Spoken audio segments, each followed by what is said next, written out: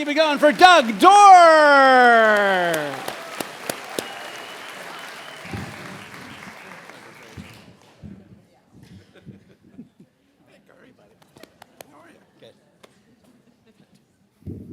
Yeah. Are you sure? Hi, everybody. I'm an animal lover. I like all animals. Skunks and rattlesnakes, maybe not so much, but I feel like all animals have as much right to be here as we do. I used to have a cat named Lips. Lips was an outdoor cat, but she stayed in my garage, which I had converted into an art studio most of the time. So the routine was in the evening, she would come home, I would feed her in the studio and close up the little pet door, and she'd spend the night there. If I didn't close her up in the evening, it was 100% sure that she would howl outside my window at 3 a.m. So this was very important to lock her up. So one night, I go out there with a cat food can, and she's waiting, meow, meow, meow. And so she goes in the pet door, and then she comes flying out like a shot. And I'm like, okay, what the heck is wrong with you? I open the door, and there at her food dish is a big, fat, ugly possum. And I don't know if you know what possums look like, but they look like giant rats. So I went, yay, and I jumped back, and the possum jumped back and ran to the end of the studio and ducked under a big, heavy work table that I had there. So I was like, well, what do I do? It's late, I gotta go to work tomorrow. I can't leave the possum in the studio all night because it'll probably poop everywhere or chew on stuff or lay eggs. I don't know what possums do.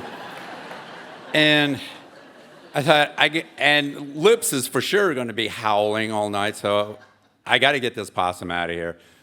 So I went in, I looked under the table, he was scrunched up against the wall, and I got a broom, and I just kind of gently prodded him a couple of times.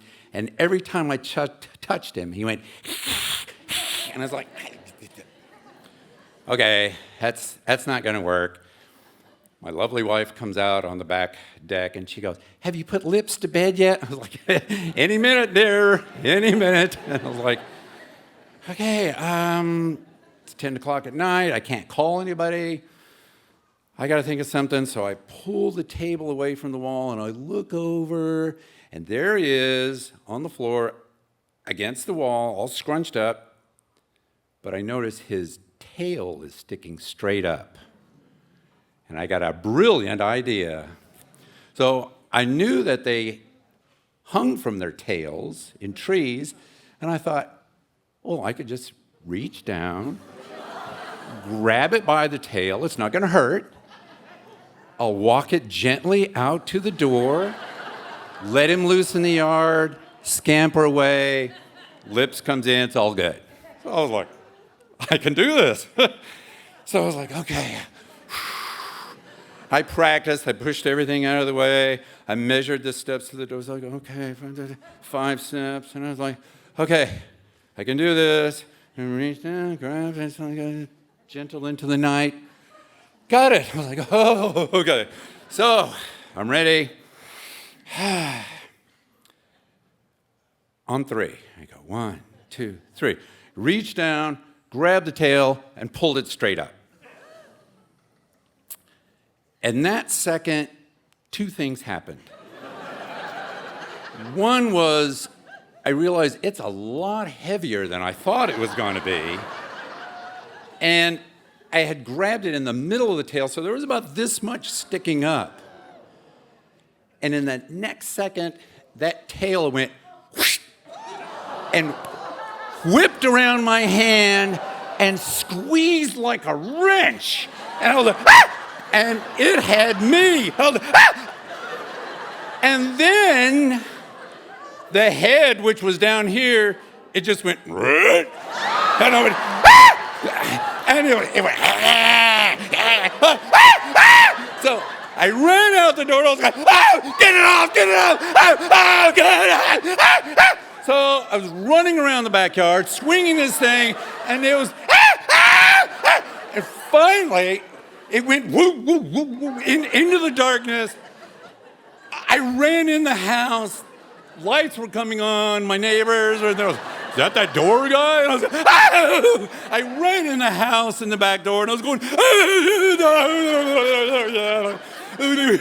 my wife was like, yeah.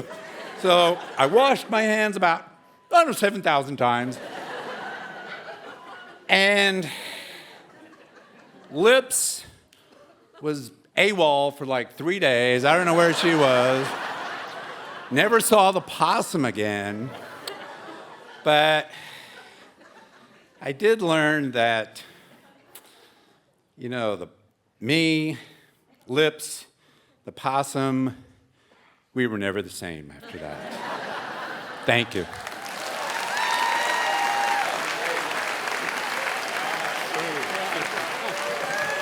All right, keep it going for Dohrer.